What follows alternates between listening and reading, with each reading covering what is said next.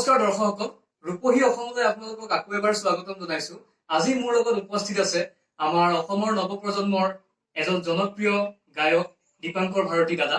দীপাংকৰ দা, ৰূপহী অসমলৈ আপোনাক স্বাগতম জনাইছো। নমস্কাৰ দৰ্শকসকল, আপোনালোকে ভিডিঅ'টো সম্পূৰ্ণ চাব আৰু ভিডিঅ'টো চাই কেনে পাই জনাব, আৰু মোৰ চেনেলটো প্লিজ লাইক, ছাবস্ক্ৰাইব, শ্বেয়াৰ আৰু কমেণ্ট এটা কৰি দিব। দীপাংকৰ দা, প্ৰথমতে আমাৰ দৰ্শকসকলে আপোনাৰ বায়োগ্ৰাফিটোৰ বিষয়ে জানিব বিচাৰিব।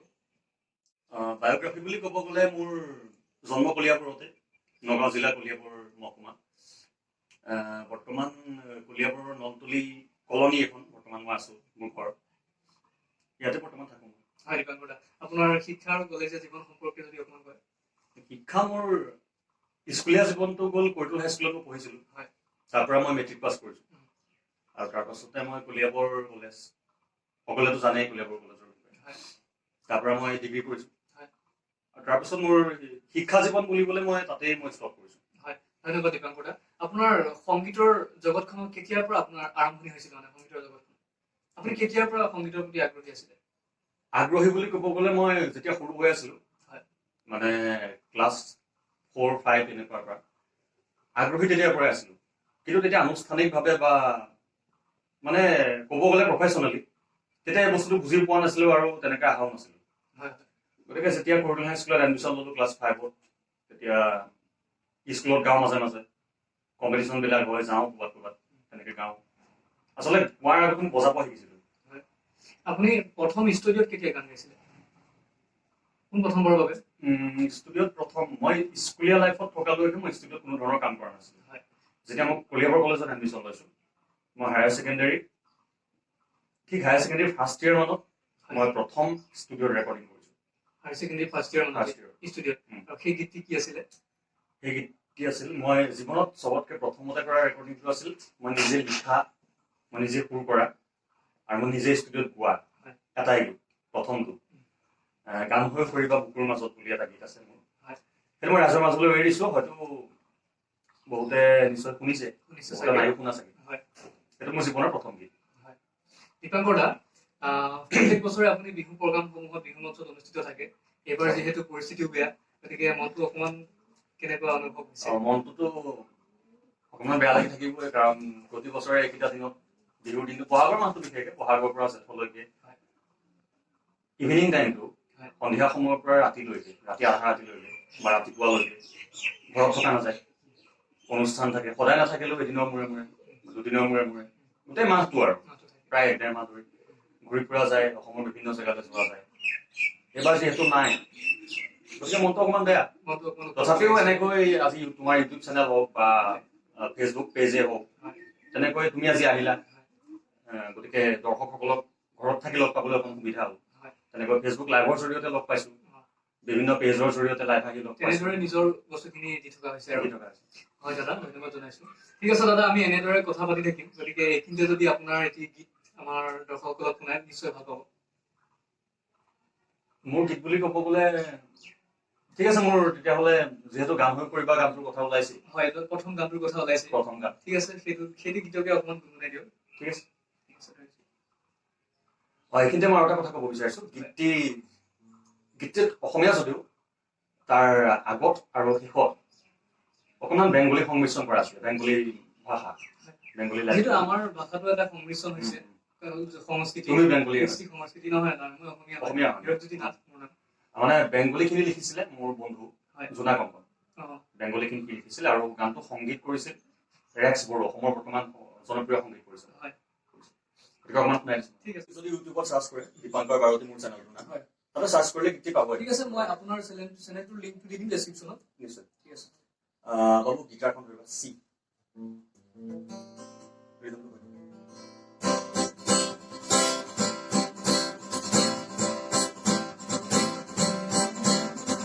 গান হৈ কৰিবা মোৰ বুকুৰে মাজত, সুৰ হৈ কপিবা মোৰ মনৰ গীতাৰত, গান হৈ কৰিবা মোৰ বুকুৰে মাজত,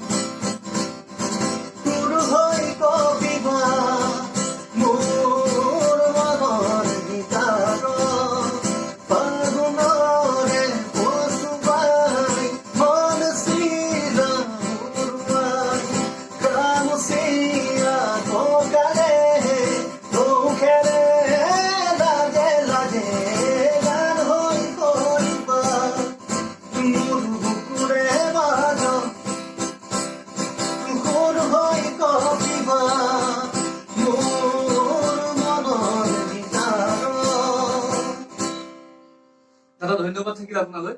ঠিক আছে দাদা। দাদা বিহু প্ৰগ্ৰামবোৰ যিটো আপুনি আগতে কৰিছে বিহু মঞ্চত, এটা বছৰত আপোনাৰ কিমানখনমান বিহু প্ৰগ্ৰাম হয়?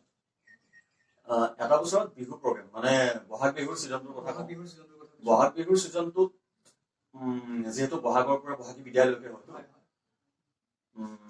তেনেকে প্ৰপাৰকে এতিয়া কৈ দিব নোৱাৰিম, কিন্তু তথাপিও আইডিয়া এটা কিবা 25খনৰ পৰা 30খনৰ ভিতৰত হৈ যায়, মানে বহাগৰ পৰা জেঠলৈকে বহাগী বিদায়লৈকে। হয়, হয়। ঠিক আছে বাৰু দাদা। আৰু এনেই বাকী বছৰেকৰতো কিবা কিবি বহুত থাকেই নহয়, পূজাত থাকে অনুষ্ঠান। প্ৰথম দাদা যেতিয়া আপুনি আপোনাৰ ল'ৰালি কালৰ কথা কৈছো, যেতিয়া সৰু আছিলে, তেতিয়া ধৰক আপুনি মানে কোনজন শিল্পীক দেখি পেলাই প্ৰেৰণা পাইছিলে এনেদৰে ধৰক সংগীতৰ জগতখনলৈ আহিবৰ বাবে? সেইজন মানে জুবিন গাৰ্গ। দাদা তেতিয়াও আছিল, আজিও আছিল। আপুনি যদি প্ৰগ্ৰামটো চাইছে নিশ্চয় তাৰ গম পাব, প্ৰেৰণা পাইছে। আৰু মানে জুবিন দাই আচলতে জুবিন দাই মোৰ গানো গাইছে। হয়, মই সুৰ কৰা গান হয়, জুবিন দাই গাইছে। আৰু এইটো বছৰতে 2020তে হয়তো মোৰ কথা আৰু মোৰ সুৰত আৰু এটি গীত জুবিন দাই গাব। আৰু আপোনাৰ মুখতো জুবিন দাৰ গীত এটি শুনিম আমি, আৰু দৰ্শকসকলেও শুনিব বিচাৰিব। ঠিক আছে বাৰু দাদা। আৰু আপোনাৰ বিষয়ে যদি অকমান জানিব বিচাৰো, আপোনাৰ ফেভাৰিট খাদ্য? ফেভাৰিট খাদ্য বুলি ক'বলৈ গ'লে ধেৰ আছে, তথাপিও আটাইতকৈ ভাল লগা কেইবাটাও আছে। এতিয়া চিৰাদৈ ভাল লাগে, আটাইতকৈ ভাল লগা ভিতৰত চিৰাদৈ। এনে আপুনি নিশ্চয় অসমীয়া চিনেমা চাই? অসমীয়া চিনেমা চাওঁ। ভাল লগা আপোনাৰ অসমীয়া চিনেমাখন? ভাল লগা অসমীয়া চিনেমা বুলি আটাইতকৈ ভাল লগা মানে বেছি ইণ্টাৰেষ্টিং আৰু আপুনি চাই বেছি ভাল পাইছে আৰু তেনেকুৱা? আটাইতকৈ ভাল লগা পুৰণা চিনেমাৰ ভিতৰত এতিয়া হঠাতে ক'বলৈ অকণমান দিগদাৰ হ'ব। তথাপি নতুন চিনেমাৰ ভিতৰত যদি ক'ব যাওঁ, কাঞ্চনজংঘা। এতিয়া নতুনৰ ভিতৰত জুবিন দাৰ চিনেমা। পুৰণাৰ ভিতৰত ধৰক সৰু বোৱাৰী, পুৰণাৰ ভিতৰত আগতে হিয়া দিয়া ভাল লাগে। আগতে তেতিয়া দাদাৰ গীতবোৰো শুনি কিবা এটা বহুত ভাল লাগে, বেলেগ ধৰণৰ আছিলে। এতিয়া আমাৰ যিমান বয়স, তেতিয়া দাদাৰ কিমান বয়স আছিলে, জুবিন দাৰ তেনেকুৱা বয়স আছিল। তুমি মোৰ মাথো মোৰ মায়া আৰু তেনেকে তুমি যদি কোনটো গান জুবিন দাৰ ভাল লাগে, মই নিজেও ক'ব নোৱাৰো তেনেকে নিজৰ আৰাধ্য প্ৰেৰণৰ গীত দেখিয়ে ভাল লাগে, হাজাৰত পৰি যাব। ঠিক আছে, মোৰ এটা গীত খুব জনপ্ৰিয় হৈছিলে, ৰাইজে খুব ধুনীয়াকৈ আদৰি লৈছিল, লহৰ গীত। লহৰ গীতটি খুব ধুনীয়াকৈ আদৰি লৈছিল। আজিৰ পৰা ঠিক ভাল লাগে আপোনাৰ সেই গীতটো, মোৰো ভাল লাগে, মই শুনি থাকো, আগতে বহুত শুনিছিলো। আজি প্ৰায় 2-3 বছৰ হৈ গ'ল গানটো। সেই গীতটো অকমান গুণগুণাই দিম। ঠিক আছে।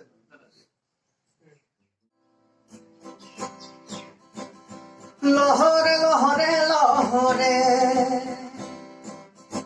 তোৰ খোজৰ লহৰে লহৰে লহৰে লহৰে লহৰে মৰম লগাই লগাইয়ে দেহ মাই কলিয়া মোক কৰিলা, তোমাৰ মিঠা হাঁহিতে দেহ মাই পগলা মোক কৰিলা, মৰম লগাই লগাইয়ে দেহ মাই কলিয়া মোক কৰিলা, তোমাৰ মিঠা হাঁহিতে দেহ মাই পগলা মোক কৰিলা, ভবানে নগৰী মোৰ বহাগতে পাতিমে বিয়া, ভাল লাগে মোৰ তেল গছকি যোৱা সকলোবোৰ ক'ব পাৰে মোৰ, বলিয়া পাগল চঞ্চল তথাপিও ভাল লাগে বকুল তৰং দেখাৰে পৰা মই তেওঁৰ প্ৰেমিক বলিয়া, ভাল লাগে ৰহা যোৱা মোৰ বন্ধুক যোৱা ফ্লাইং চুমা, নীল নগদা বধুবা তুমি কিয় ইমান ধনিগা, নীল নগদা বধুবা তুমি কিয় ইমান ধনিগা, ভাল লাগে মোৰ তেওঁ গছকি যোৱা সকলোবোৰ ক'ব পাৰে মোৰ, বলিয়া পাগল চঞ্চল তথাপিও ভাল লাগে। ধন্যবাদ দাদা, ধন্যবাদ থাকিল। দাদা আপোনাৰ পৰা এতিয়া কথা এষাৰ জানিব বিচাৰিম যে ভৱিষ্যত আপুনি সংগীতৰ ক্ষেত্ৰখনক লৈ ভৱিষ্যত পৰিকল্পনা কি আপোনাৰ? ভৱিষ্যত পৰিকল্পনা বুলি ক'ব গ'লে মই নিজে লিখা হওক বা নিজে সুৰ কৰা গানখিনি হওক, সেইখিনি লৈতো সপোন চবৰে থাকেই। কিন্তু তাৰ উপৰি অসমৰ যিখিনি লোক সংস্কৃতি, আমাৰ সাংস্কৃতিক ফক বুলি ক'ব গ'লে হয় আমাৰ বহুত ধুনীয়া ধুনীয়া ফক কালচাৰ আছে, আছে ধুনীয়া ধুনীয়া ফক কম্পজিশ্যন আছে, আছে আৰু সেইবোৰৰ লগত আচলতে মই জড়িত। বাৰেৰহণীয়া সংস্কৃতি মোৰ জীৱনটো আধুনিক গীতলৈ অহাৰ আগত হয়। ফক কালচাৰৰ পৰা আৰম্ভ। হয়। গতিকে সেইখিনি যিমান পাৰোঁ এতিয়া সিমানখিনি মোৰ নলেজ হোৱা নাই বা মই আয়ত্ত কৰিহে আছোঁ, হয়। ষ্টাডি কৰি আছোঁ। হয়। গতিকে পাছলৈ এনেকুৱা এটা মন আছে যে অসমৰ যিখিনি ধুনীয়া ধুনীয়া ফক কম্পজিশ্যন, হয়। ফক কালচাৰ, সেইখিনিক লৈ যদি আমি আধুনিক গীতৰ লগত অসমীয়াতে হয়। সংমিশ্ৰণ কৰিব পাৰোঁ হয়। বা বাহিৰৰ যিখিনি দৰ্শক বা শ্ৰোতা তেওঁলোকক যদি শুনাব পাৰোঁ অসমৰ সংস্কৃতিবোৰৰ লগত এটা নতুনকৈ মানে চিনাকি কৰি দিব বিচাৰোঁ বা পাৰোঁ, তেতিয়া নিশ্চয় অকণমান নিজৰ দেশখনক লৈ অকণমান গৌৰৱ অনুভৱ কৰিম। কাৰণ আমাৰ নিজৰ সংস্কৃতি বহুত এনেকুৱা এনেকুৱা ধুনীয়া সংস্কৃতি আছে যিবোৰ এতিয়াও মানে লোপ পাই গৈছে, লুপ্ত অৱস্থাত আছে, সময় কোনেও গম নাপায় বা আজিলৈকে শুনা নাই। কিন্তু আমি যিবোৰ শুনি আছো তাতকৈ বহুত ধুনীয়া ধুনীয়া কম্পজিশ্যন এতিয়াও গাঁৱে ভূঞে তেনেকে লুকাই আছে। সেইবোৰ অকণমান উলিয়াই নিয়াৰ এটা মানে মন আছে। হয় হয় নিশ্চয় দাদাৰ সুন্দৰ পৰিকল্পনা। আমি সদায় আছো সেইকাৰণে সুধিলো দৰ্শকসকলেও যিহেতু জানিবলৈ বিচাৰিব, পৰিচয় কৰাই দিছো যেতিয়া আপোনাক। দাদা আপুনি যদি এইখিনিতে আপোনাৰ আটাইতকৈ ভাল লগা মানে ভাল লগা আৰু ভাল লগা হ'লেই হ'ল জুবিনদাৰ গীত এটি যদি গুণগুণাই দিয়ে দৰ্শকসকলেও ভাল পাব। জুবিনদাৰ ভাল লগাটো মানে আটাইতকৈ ভাল লগা সকলোবোৰে আটাইতকৈ ভাল লগা মায়া গানটো গাই দিওঁ। তাৰ মাজতে গীত মায়া গানটো গাই দিওঁ। ঠিক আছে মায়া কীৰ্তনটো কৰি দিওঁ। মায়া মায়া মাথো মায়া তুমি জানো সঁচানে মৰমৰে মায়া মায়া ভৰা দুচকুলৈ হিয়া জুৰিয়া চাহিব দূৰণিৰে জোনাকী হৈ ৰজা কিয় এ মায়া মায়া মাথো মায়া তুমি জানো সঁচানে মৰমৰে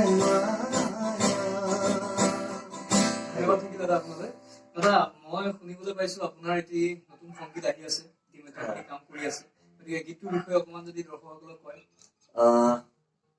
সকলো দৰ্শকে আজি জনাবলৈ পাই অকণমান সুখী হৈছো যে মোৰ এটি আচলতে বহুত দিন মোৰ গান ওলোৱা নাই। হয়। আজি এবছৰমান হৈ গ'ল মোৰ গান ওলোৱা নাই। গতিকে আমি কলেজত যেতিয়া পঢ়ি আছিলো তেতিয়াই মোৰ এজন বন্ধু, খুব ভাল বন্ধু ভাস্কৰ শইকীয়া, সি এটা গান লিখিছিলে চঞ্চল জোনাক বুলি, এটা কবিতা আছিলে, সেইটো আমি লাষ্টত মানে সুৰ কৰিলো। গতিকে বহুত দিন গানটো ভাবি আছিলো যে গানটো কৰিম কৰিম কৰিম, শেষত এতিয়া মানে ডিচিশ্যন লৈছো যে মোৰ এবাৰ নেক্সট আহিবলগীয়া গানটো সেইটোৱে হ'ব। গতিকে সেই গানটো ভাস্কৰে লিখিছে, মই সুৰ কৰিছো, আৰু বৰ্তমান সংগীত কৰি আছে অসমৰ জনপ্ৰিয় সংগীত পৰিচালক বৰ্তমানৰ পলাশ গগৈ। গতিকে সেই গীতটিৰে অকণমান দৰ্শকক শুনাই দিলে নিশ্চয় ভাল লাগিব। ঠিক আছে, দাদাৰ এটি নতুন গীত আহি আছে, দৰ্শকসকল আপোনালোক সকলোৱে আদৰি ল'ব বুলি আশা থাকিল। ঠিক আছে দাদা, গীতটি অকণমান গুণগুণাই দিয়ক, দৰ্শকসকলে ভাল পাব। मेरी राधा रे रे रे रे मेरी राधा रे रे रे मेरी राधा रे रे रे मेरी राधा रे रे रे तूने भारी दीप बुक संसल जोना जोना केंधार भेदी ताकिम तुमा तूने भारी दीप बुक संसल जोना जोना केंधार भेदी ताकिम तुमा ओ उड़ी गली कापूं করিলে মায়াপু খালি দিবা তুমি আবির কি তজুনা আবির কি তজুনা বীর বীর মরদে চুনা অপুনর তীর বীর জোনা তুমি ধানি দিব বুকুত সঞ্চল জোনা জোনা কেন্ধার বেদি তাহিম তুমা তুমা ধন্যবাদ থাকিল দাদা আপোনালৈ। ধন্যবাদ। ধন্যবাদ দৰ্শকসকল, আপোনালোকে দাদাৰ নতুন গীতটিৰ কথা গম পালে, গতিকে সকলোৱে আদৰি ল'ব বুলি আশা ৰাখিলো আৰু নহয় দাদা। দাদা, আপুনি আমাৰ অঞ্চললৈ কলিয়াবৰলৈ যথেষ্ট সুনাম অৰ্জন কৰি আহিছে বিভিন্ন স্থানত, গতিকে তাৰ বিষয়ে যদি দৰ্শকসকলক অকণমান কয়। সুনামৰ কথা ক'ব গ'লে প্ৰথমতে মই স্কুল আৰু কলেজখনৰ নাম ল'ব লাগিব। হয়, নিশ্চয়। স্কুলত বহুতখিনি ছাৰ বাইদেউসকলে হওক বা মোৰ বন্ধুসকলে হওক বহুখিনি ছাপোৰ্ট কৰিছিলে। তেতিয়া আচলতে মই আগুৱাই যাবলৈ কিবা এটা বেলেগ ধৰণৰ উৎসাহ পাইছিলোঁ। আৰু যেতিয়া কলেজত গৈছোঁ তেতিয়া উৎসাহটো বেছিকৈ বাঢ়ি আহিছে। আৰু মই অকণমান দেখা দিব বিচাৰিছোঁ দৰ্শকক। এইটো মোৰ 13-14 বৰ্ষত কলিয়াবৰ কলেজত মই বেষ্ট ছিংগাৰ আছিলোঁ। এইটো আছিলে পুৰস্কাৰ আৰু এইটো মেডেল আছিলে। আৰু তাতোকৈ ভাল লগা কথা এটা হ'ল যে গুৱাহাটী বিশ্ববিদ্যালয়ত যিটো আমাৰ যুৱ মহোৎসৱ হয়, যুৱ মহোৎসৱ প্ৰতি বছৰে হয়, 2012 চনত মই প্ৰথম গৈছিলোঁ কলেজৰ পৰা। তেতিয়া মই নিজৰ গানেই আছিলে, নিজৰ গানৰ যিটো মানে প্ৰতিযোগিতা হয় তাতে মই চিলভাৰ মেডেল পাইছিলোঁ। এইটো 2012 গুৱাহাটী ইউনিভাৰ্চিটিত ইণ্টাৰ কলেজ ইয়াত ফেষ্টিভেলত সুনাম অৰ্জন কৰি আনিবলৈ সক্ষম হৈছিল 2012 আৰু এইটো আছিলে 2015ত। 2015ত এইটো গ'ল্ড আছিলে। কটন ইউনিভাৰ্চিটি আছিল নেকি? এইটো গুৱাহাটী ইউনিভাৰ্চিটি আছিল। গুৱাহাটী ইউনিভাৰ্চিটি আছিলে। আৰু শেষৰ বাৰৰ কাৰণে মানে কলেজৰ পৰা ওলোৱা আগে গুৱাহাটী ইউনিভাৰ্চিটিত মই জয়ন্ত হাজৰিকাৰ গীতত গ'ল্ড মেডেল পাইছিলোঁ। আৰু এইখন তাৰেই দৰ্শকসকল দেখিবলৈ পাইছে। এইখন দাদাই গুৱাহাটী ইউনিভাৰ্চিটিৰ পৰা যেতিয়া গ'ল্ড মেডেলিষ্ট হৈছিলে, তেতিয়া জয়ন্ত হাজৰিকা ছাৰৰ গীতত কণ্ঠদান কৰিছিলে, তেতিয়া দাদাই এই পুৰস্কাৰটি পাবলৈ সক্ষম হৈছিলে। গতিকে দাদা, এইকেইটা মোৰ কাৰণে আচলতে বহুত ডাঙৰ ডাঙৰ আশীৰ্বাদ। হয়, আপোনাৰ কাৰণে ৰত্ন। গতিকে দাদাই যথেষ্ট সুনাম অৰ্জন কৰিহে আহিছে আমাৰ অঞ্চললৈ। এইখন মই আচলতে শ্ৰীমন্ত শংকৰদেৱ সংঘৰ 2010 চনৰ যুৱ সমাৰোহ প্ৰতিযোগিতা আছিলে, কেন্দ্ৰীয় যুৱ সমাৰোহ। আগতে মই তোমাকতো কৈছোৱেই যে মই গোৱাতকৈ আগত বজোৱা বস্তু শিকিছিলোঁ। প্ৰথমতে মই নেগেৰা বজাওঁ, এতিয়াও মই নেগেৰা বজাওঁ বা বিভিন্ন ধৰণৰ বৰগীতৰ লগত জড়িত, দিহানামৰ লগত জড়িত, ভাওনাৰ লগত জড়িত, আৰু মাজতে ভাগৱত পাঠৰ লগতো জড়িত আছিলোঁ। আমাৰ অসমীয়া সংস্কৃতি বুলি ভাবোঁ, ধৰ্মীয় এটা সংস্কৃতি। গতিকে তেতিয়া কেন্দ্ৰীয় যুৱ সমাৰোহ হওঁতে ভাগৱত পাঠৰ যি কম্পিটিশ্যন হৈছিলে, প্ৰতিযোগিতা, তেতিয়া মই ফাৰ্ষ্ট প্ৰাইজ পাইছিলোঁ মাজুলীত। আৰু তেতিয়া এই বঁটাটি মই তেওঁলোকৰ পৰা মানে পাবলৈ সক্ষম হৈছিলোঁ। আপোনাৰ এই সংগীতৰ জগতখনত আপুনি ইমানখিনি প্ৰতিভাৰে বৰ্তমান এতিয়াতো আপোনাক অসমৰ বিভিন্ন জেগাত চিনি পায়, অসমে চিনি পায় আৰু ক'বলৈ গ'লে। গতিকে এই সংগীতৰ জগতখনত আগুৱাই যোৱাৰ ক্ষেত্ৰত কেতিয়াবা আপুনি থমকি ৰ'বলগীয়া বা বাধা তেনেকুৱা কেতিয়াবা সৃষ্টি হৈছিল নেকি? মানে মই প্ৰেৰণাৰ কথাটো কৈছোঁ যে প্ৰেৰণা পোৱা বা কেতিয়াবা বাধাও হৈছে, এনেকুৱা কথাবোৰ অকণমান সুধিছোঁ। থমকি ৰোৱা বা বাধা বুলি ক'বলৈ গ'লে বহুতৰ ক্ষেত্ৰত এনেকুৱা হয় যে হয়তো ফাইনেন্সিয়েলি প্ৰব্লেমৰ কাৰণে কিবা কৰিব পৰা নাই, নিশ্চয়, বা মানে থকা জেগাৰ প্ৰব্লেম বা য'ত আমি আছোঁ তেনেকুৱা প্ৰব্লেমৰ কাৰণে বহুতে কৰিব পৰা নাই। কিন্তু মোৰ ক্ষেত্ৰত তেনেকুৱা ধৰণৰ আজিলৈকে তেনেকুৱা কোনো বাধা বা মানে তেনেকুৱা একো অহা নাই। কিন্তু এটা বাধাৰ কথা মই ক'ব লাগিব, আজিলৈকে যদি বাধাৰ সন্মুখীন হৈছোঁ সেইটো হৈছে মানুহ। মানে ভাল মানুহ আৰু বেয়া মানুহ কি বস্তু এই জগতখনত আহি এই লাইনটোত আহি ভালকৈ শিকিছোঁ। মই মানে এটা বস্তুৱে এতিয়া শিকিবলৈ মানে বিশেষকৈ মানি ল'বলৈ বাধ্য যে মানুহতকৈ বেছি বাধা একো নাই আৰু মানুহতকৈ বেছি সফলতা দিব পৰা বস্তু একো নাই। নিশ্চয় দৰ্শকসকল, দাদাই সুন্দৰ কথা এটা এইখিনিতে ক'লে যে মানুহতকৈ বেছি বাধা একো নাই। আৰু কি ক'লে দাদা? মানুহতকৈ বেছি সফলতা দিব পৰা বস্তুও একো নাই। মানুহতকৈ বেছি সফলতা দিব পৰা বস্তুও একো নাই। গতিকে মানুহখিনি ধন্যবাদ থাকিলে। বহুত মানুহে বেয়াও পায়। কেতিয়াবা কিছুমান মানুহ আছে যে কিবা এটা কৰিলে উৎসাহ দিয়ে, আগবঢ়াই নিবলৈ যত্ন কৰে। বহুত মানুহ এনেকুৱা আছে তেওঁলোকে বেয়া পায়, দেখিব নোৱাৰে বা হিংসা কৰিবলৈ যত্ন কৰে। আজিকালি বহুত ধৰণৰ মানুহ আছে এনেকুৱা। মই সকলো মানুহৰ কথা কোৱা নাই, আছে, তাৰ মাজতো আছে। গতিকে সেইখিনিয়ে দৰ্শকসকল, আপোনালোকে অনুষ্ঠানটো চাই কেনে পালে জনাব, আৰু প্লিজ চেনেলটো ছাবস্ক্ৰাইব কৰিব আৰু শ্বেয়াৰ কৰিব আৰু লাইক এটা কৰিবলৈ নাপাহৰিব। দাদা, শেষত যদি মোৰ চেনেলটোৰ বিষয়ে দুআষাৰ কৈ দিয়ে। হয়, দৰ্শকসকলক বিশেষভাৱে এটা অনুৰোধ জনাইছোঁ। হীৰকজ্যোতি নাথৰ এটা খুব ধুনীয়া সাংস্কৃতিক এটা চেনেল, ইউটিউব চেনেল, ৰূপহী অসম। চেনেলটো যাতে সকলোৱে অকণমান হ'লেও মৰম দিয়ে, লাইক কৰে, শ্বেয়াৰ কৰে আৰু ছাবস্ক্ৰাইব কৰে। সি বহুত কষ্টৰ মাজেৰে বহু সাংস্কৃতিক প্ৰতিভা উলিয়াই আনিবৰ বাবে চেষ্টা কৰি আছে। আজিও সি তাৰ ঘৰৰ পৰা মোৰ ইয়ালৈ 7 কিলোমিটাৰ দূৰত্ব চাইকেল মাৰি আহিছে। গতিকে তাৰ কাৰণে ধন্যবাদ জনাইছোঁ আৰু ভাল ভাল কাম কৰি যোৱা। গান হৈ সৰিবা মোৰ বুকুৰে মাজত সুৰ হৈ কপিবা মোৰ মনৰ গীত মনৰ কত ভাল পোৱা সাঁচি সাঁচি গুপুতে থোৱা লগাই লগায়ে দেহ মাই বলিয়া মোক কৰিলা তোমাৰ মিঠা হাঁহিতে দেহ মাই পগলা মোক কৰিলা